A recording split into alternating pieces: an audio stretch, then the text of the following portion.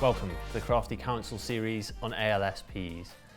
Now previously we've looked at the question of what is an ALSP, but we're going to dig a bit deeper today into why would you use an ALSP. And we have Emma and Natalie here to discuss this. First question really is, at what point, Natalie, when do you use an ALSP? So I really think it depends on the problem you're actually trying to solve.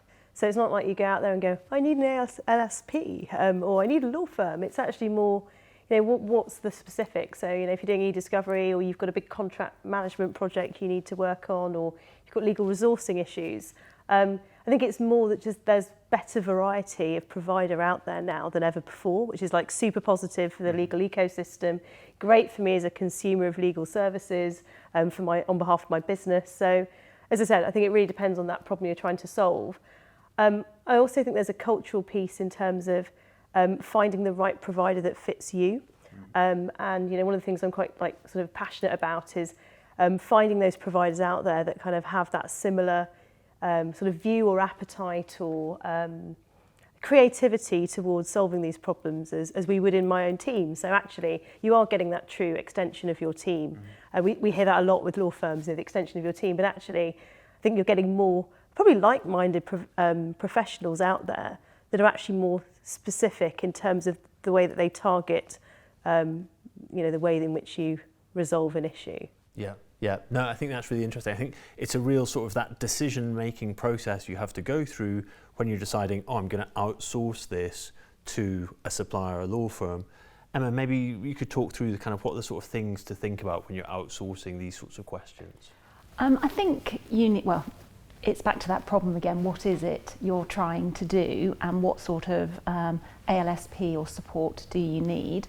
What is the work that you're looking for them to help you with? And I think there is a piece to be done really to think about, okay, what's the aim? What am I wanting to do? And really dissecting how you work already and trying to make sure that you're very clear on what work actually really needs to stay in-house. Perhaps if it's high value, quite strategic, you need a reasonable amount of actual business knowledge to deal with it.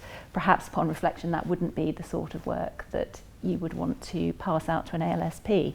But, if you see that there's more routine tasks, lower value, low risk work that, is taking up your lawyer's time, everyone's super busy, it could be there's a better way to manage that work, and that's where an ALSP could come into play. No, absolutely. I think one of the kind of misconceptions around ALSPs is ALSPs are good because cheap. And I think that kind of the price piece is too simple, right? And I think there are other benefits, there's kind of additional benefits that an ALSP can bring to you. I don't know if that's something that you've kind of thought about. Yeah, definitely, but I do like the fact that they're cheap, cheaper generally than a law firm, which I think is really, really positive. But I think they're not just cheap, I think it's the way that they price their solutions is more cost effective and is more commensurate with the job at hand. It's not got that arrogance of pricing attached to it.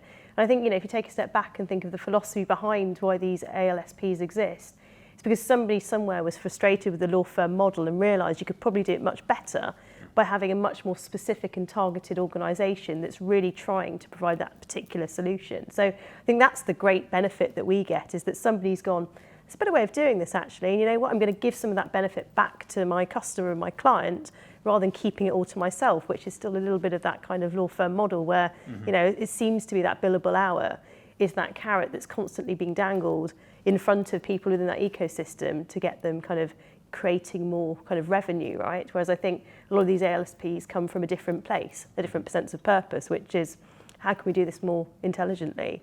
I think that's exactly it. You talked about delivering value, and I think that's so important. Is it easier to make a business case to use an ALSP? I don't know if it's easier. Whether you're asking to use an ALSP or to recruit an additional member of the team, whoever it may be, you've got to persuade the CFO and the business that they need to invest this money in you to help you do what it is you're going to do. So, I think the same principles apply to a business case for an ALSP as they do for any business case. You've got to be very clear on what the problem is you're trying to solve. So make sure the business knows why you're approaching them in the first place and how an ALSP could potentially help you to achieve your aims or solve this problem.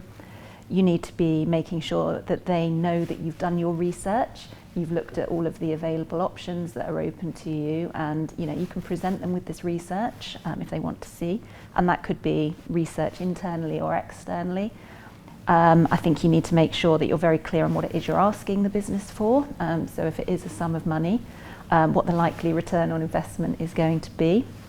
And so you've got to go through all of these steps. So I don't think it's easier. CFOs don't give money out easily, so as we all know. So whatever it is you want, whether it's an ALSP or anything else, you've got to be really clear and present that picture of the benefits and why you need their support and what the impact is if they don't give it to you. Great. Well, lots to talk about, lots to think about from that. So thank you both. Pleasure.